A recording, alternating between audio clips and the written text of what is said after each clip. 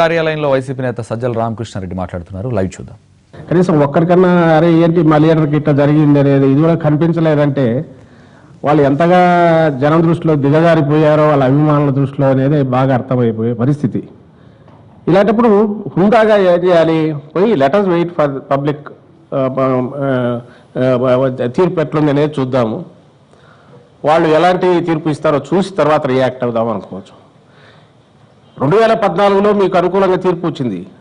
ఆ రోజు ఇవే ఈవీఎంలే, మీరు మీ మిత్రపక్షం ఇద్దరు, ఎవరు అప్పుడు మిత్రపక్షం, ఇప్పుడు నువ్వు ఎవరైతే కారణం అంటున్నావు, మరి ఆ రోజు కూడా ట్యాంపరింగ్ చేసినారని అనుకోవాలి. మేము మళ్ళీ చెప్తున్నాం, మేము ఇంతకుముందు కూడా అన్నాం, దేశంలో ఎవరికైనా హక్కు ఉంది, ఈవీఎంలు సరిగా పనిచేయక ట్యాంపరింగ్ జరిగి ఈ పరిస్థితి వచ్చింది అనే హక్కు ఎవరికైనా ఉంటుంటే అది ఒక్క వైఎస్ఆర్సీపీకి, జగన్మోహన్ రెడ్డి గారికి మాత్రమే. ఎందుకంటే 2014లో రాష్ట్రం మొత్తం వచ్చేసేవ ఆయన ప్రమాణ స్వీకారం కూడా చేయబోతున్నాడని పైన చంద్రబాబు నాయుడు గారితో సహా కింది వరకు అందరూ నమ్మారు. ఇంటెలిజెన్స్ సర్వేలు అన్నీ అవే వచ్చాయి. అయినా కూడా ఓటర్ తీర్పు డిఫరెంట్గా ఉంది. కానీ ఒక్క మాట మాట్లాడలేదు. జగన్మోహన్ రెడ్డి గారు దాన్ని హుందాగా స్వీకరించారు. ఫలితాలు వచ్చిన 10 నిమిషాల్లో బయటకు వచ్చి మేము దాన్ని వినమ్రంగా స్వీకరిస్తున్నాం, ఒక కన్స్ట్రక్టివ్ నిర్మాణాత్మకమైన ప్రతిపక్షంగా పనిచేస్తామన్నారు. అది ఒక మెచ్యూర్డ్ పరిణితి చెందిన రాజకీయ నాయకుడి లక్షణం. 45 ఏళ్లకు, అప్పుడు 44 ఏళ్లకు, ఆయన 43 ఏళ్లకు ఆయనంత పరిణితి చెందితే 70 ఏళ్ళు వచ్చిన ఈ మన 40 ఏళ్ల ఇండస్ట్రీ మనిషి, పెద్ద మనిషి అసలు చిన్న పిల్లలు కూడా అసహించుకునే రీతిలో చేయడం అనేది మరి ఘోరంగా ఉంది. ఇప్పుడు ఆయన ఢిల్లీకి వెళ్ళాడు.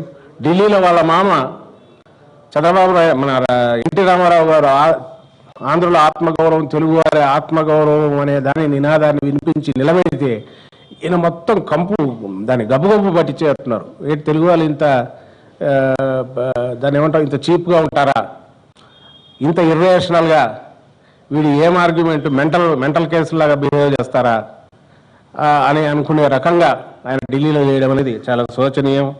కానీ జరుగుతుంది మన కళ్ళ ముందు, ఇది వాస్తవం మన కళ్ళ ముందు కనపడుతున్నది.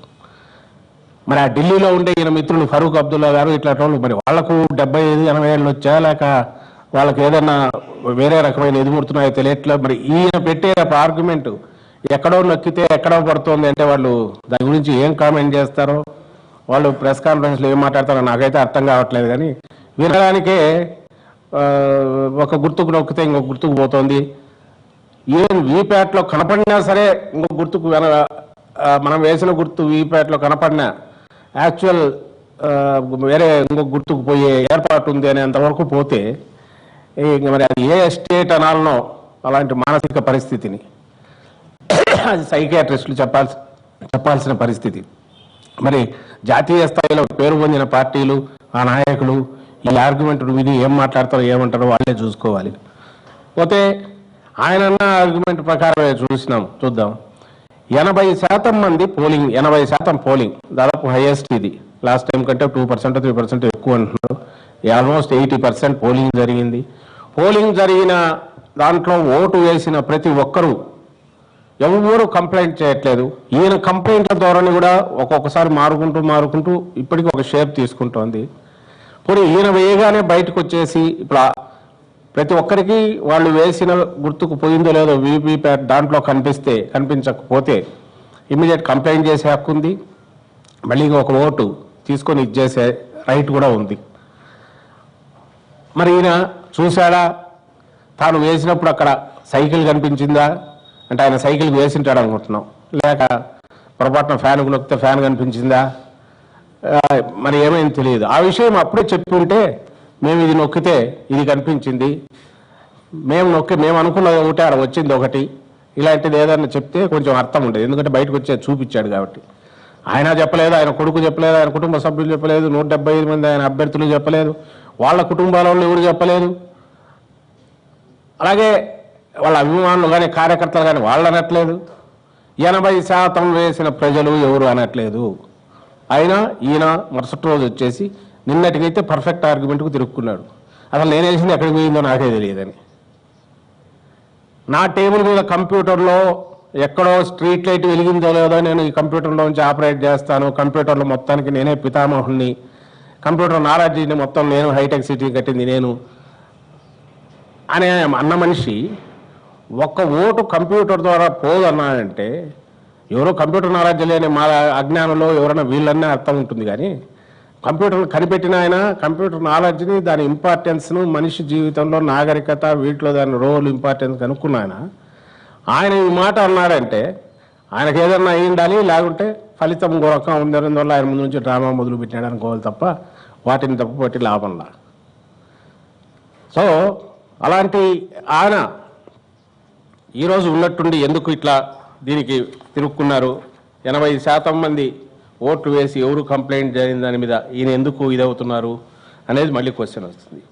ఎందుకు అవుతున్నారు అనేది చెప్పే ముందు ఆయన అన్న ఆర్గ్యుమెంట్లో ఇంకో 2 పాయింట్ కూడా పాయింట్అవుట్ చేస్తాను. 30% ఈవీఎంలు పనిచేయలేదు అని అంటాడు. మొత్తం 90,000 అంటే 45,000 చిల్లర 46,000 బూతులు అంటే ఎంపీ 1 ఎమ్మెల్యే 2 ఉంటాయి కాబట్టి 90,000 పైన అంటే 3,90,00,000 అంటే 7 కోట్ల చిల్లర ఎన్నో ఓట్లకు 2 మిషన్లు వచ్చి ఉంటాయి. 30% అంటే 30,000 ఈవీఎంలు పనిచేయలేదంట. ఎవరన్నా సెన్సెస్లో ఉండే మనిషి అనే మాటేనా? 30,000 ఈవీఎంలు అంటే ఆల్మోస్ట్ 3 కోట్ల ఓట్లు.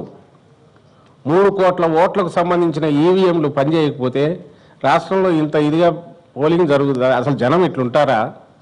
గొడవలు జరగవా? అసలు ఈ యంత్రాంగం ఏం చేస్తుంది? వాళ్ళు అక్కడ ఉన్నారు కదా, మిడ్ నైట్ వరకు ఒక్కరు కంప్లైంట్ చేయకుండా ఎక్కడన్నా ఈవీఎం జడిపినా లేదా ఎండలు ఎక్కువ ఉండి సాయంత్రం చల్లబడినాక వచ్చినా వాళ్ళందరూ మిడ్ నైట్ వరకు ఓపికగా వరుసలో ఉండి వాళ్ళు వేశారు, ఓట్లు వేశారు. వాళ్ళు ఎవరు కంప్లైంట్ చేయలేదు. ఎప్పుడు జరుగుతాయి. We are not advocating, we are not defending ఈ సీన్ ఎవరి మీద మాకు ఎవరి మీద లేదు. నిజంగా వ్యక్తులు అంతా చేస్తే మళ్ళీ ఆ వ్యక్తులే అక్కడ ఉండేది. అలాంటి వాళ్ళు సరైన వ్యక్తులు కాకపోతే లైక్ మీలాగా నువ్వు ముఖ్యమంత్రికి పనికిరాని వ్యక్తివి ఉన్నారు, ఏం చేయాలో భరించట్లా. అలాంటి వాళ్ళు ఎవరిని పెట్టుకుంటావు? ఏబీ వెంకటేశ్వరరావుని పెట్టుకుంటావు. అలాంటి వాళ్ళని ఎవరిని పెట్టుకుంటావు? ఆయన ఎవరు డీజీపీ ఠాకూర్ లాంటి వాళ్ళని పెట్టుకుంటావు. మీకు అలాంటి బుద్ధులు ఉంటాయి కాబట్టి ఎక్కడో వ్యక్తులు ఇలాంటి వాళ్ళు అవకతవకలు చేసేవాళ్ళు ఏదో ఇంట్రెస్ట్ ఉండేవాళ్ళు ఉండి అలా చేయడానికి అవకాశం లేదా అంటే ఖచ్చితంగా ఉంటుంది. ఉంటే వాళ్ళ మీద ఆరోపణలు ఇంకొకటి ఏదైనా చేయొచ్చు వ్యక్తిగతంగా. కానీ ఇక్కడికి సంబంధించినంత వరకు, మన రాష్ట్రానికి సంబంధించినంత వరకు ఈసీ అనబడే ఆ వ్యవస్థ ఇక్కడ చేసిన దాంట్లో నీ దాంట్లో జోక్యం చేసుకుంది 2 కీలకమైన పదవులు ముఖ్యమైనవి. కరెక్ట్. ఒకటి ఇంటెలిజెన్స్, అది మాకు సంబంధం ప్రజలకు సంబంధం లే, నీ సొంత పనులు చేయడానికి పెట్టుకున్నావు కాబట్టి తప్పించడం వల్ల ఏమి లేదు. 2 chief secretary. Yes, chief secretary వల్ల ఏమవుతుంది? కింద సిస్టమ్ అంతా పనిచేస్తుంది. 3 ఎస్పీలు, రిటర్నింగ్ ఆఫీసర్స్ అంతా మీ వాళ్ళేగా. ఒక్క రిటర్నింగ్ ఆఫీసర్ని ఎక్కడైనా తప్పించారా? ఎక్కడ కూడా లేదు. మరి మీ చేసిన ఏర్పాట్లు ఏమిటి? 2, ఈసీ అనేది డైరెక్షన్స్ ఇచ్చేదే తప్ప అఫీషియల్స్ అంతా మీ వాళ్ళే, ఇంక్లూడింగ్ సీఈఓతో సహా. ఈ రిపోర్ట్స్ టు ఇది. నీ కోరిక ఏంటంటే నీకు పర్సనల్ గులాముల్లాగాను, నీ తొత్తుల్లాగాను, మీరు చెప్పినట్టు నడిచేవాళ్ళను, వైఎస్ఆర్సీపీని తొక్కేవాళ్ళు లేదా ఇంకొక వాయిస్ రైజ్ చేసిన వాళ్ళు గొంతు నొక్కేవాళ్ళు మీకు కావాలి. ఆ పని చేసే అవకాశం లేదు కాబట్టి మీది కోపం. ఏర్పాట్లు చేయాల్సింది మీరు, టెంట్లు వేయాల్సింది ఎండలుంటే నీ కొడుకు వచ్చి దబాయిస్తాడు. నాకు అర్థం కాల, బిస్కెట్లు ఇలే, టీ నీళ్ళు ఇలే అని ఎక్కడ మంగళగిరిలో అక్కడ వచ్చి ఇవ్వాల్సింది ఎవరు? Returning officer. బడ్జెట్ లేదా? ఇప్పించవచ్చుగా. అయినా బిస్కెట్లు ఇస్తారా ఓటు వేయడానికి పోయిన వాళ్ళకు? చేయాల్సిన నువ్వు. నిన్ను తిట్టాల మేమంతా.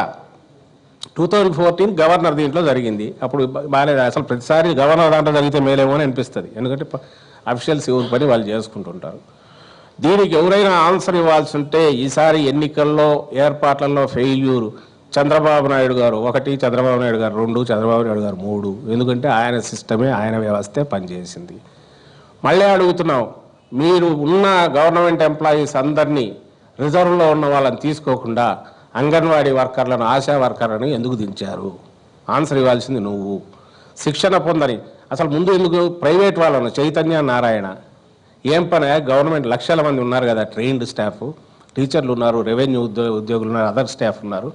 వాళ్ళని తీసుకోకుండా ప్రైవేటు టీచర్లను మేనేజ్మెంట్ల దగ్గర వాళ్ళ ఇంట్రెస్ట్ ప్రొటెక్ట్ చేసేవాళ్ళని, వాళ్ళు ఎవరైనా సరే, మా వైఎస్ఆర్సీపీ వాళ్ళు కూడా ఉండొచ్చేమో, వద్దన్నే మేమైతే.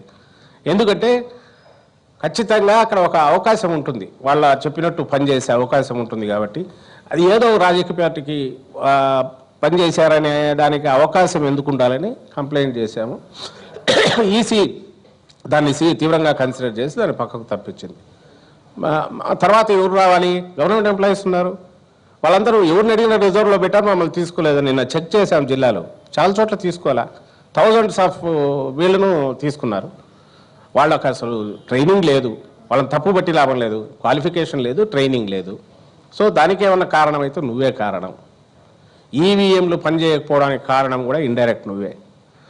రిటర్నింగ్ ఆఫీసర్లు అంతా నువ్వు పెట్టుకున్న వాళ్ళే, వాళ్ళ ఊరిని ఈసీ మార్చలే, మరి నువ్వే ఆన్సర్ ఇవ్వాలా. ఇది పోయి ఉల్టా నువ్వు మొత్తం వచ్చేసి నీ లక్షణాలు, మీలో ఉన్న అవలక్షణాలు ఏవైతే ఉన్నాయో అవన్నీ అందరి మీద పడేసి, అసలు మాకైతే అసలు సంబంధం లేదు, జనంతో ఓట్లు ఇచ్చుకొని ఎట్లా ఎక్కువ సీట్లు గెలుచుకోవాలనే తపనలో తప్ప ఇంకా వేరే రకంగా ఆలోచనలు లేవు. ఒకవేళ ఎవడన్నా అట్లా ఆలోచన చేసినా దాన్ని సాధించుకోగలిగినంత సామర్థ్యం లేదు. ఆ వ్యవస్థల మీద మీలాగా గ్రిప్పు లేదు కాబట్టి మాకు లేవు. ఎవరిని అంటున్నావు? బీజేపీని అనుకో, మాకు అభ్యంతరంలా. కానీ ఈ ఫలితాల్లో, ఈ ఎన్నికల్లో ఎవరు గెలుస్తారనేది స్పష్టంగా కనపడుతున్న తరువాత ఎన్నికలకు పోలింగ్కి ఒక రోజు ముందు నుంచే మీరు మొదలుపెట్టిన డ్రామా ఈరోజు పరాకాష్ఠకు చేరే కొద్దీ రోజు రోజుకు ప్రజలు మిమ్మల్ని యావగించుకుంటున్నారు, చేదరించుకుంటున్నారు. రాజకీయాలు ఇంతగా దిగజార్చి ఎక్కడికి తీసుకుపోవాలనుకుంటున్నారు మిమ్మల్ని అనుకుంటున్నారు తప్ప, అలాగే టీవీ ఛానళ్ళకో వీటికో పోలింగ్ తర్వాత వచ్చే డల్ పీరియడ్ను కొంచెం ఎన్లైటన్ చేసి ఒక కామెడీ సినిమాలు ఇచ్చినట్టు మీ ఉన్నాయి తప్ప అంతకుమించి దీనివల్ల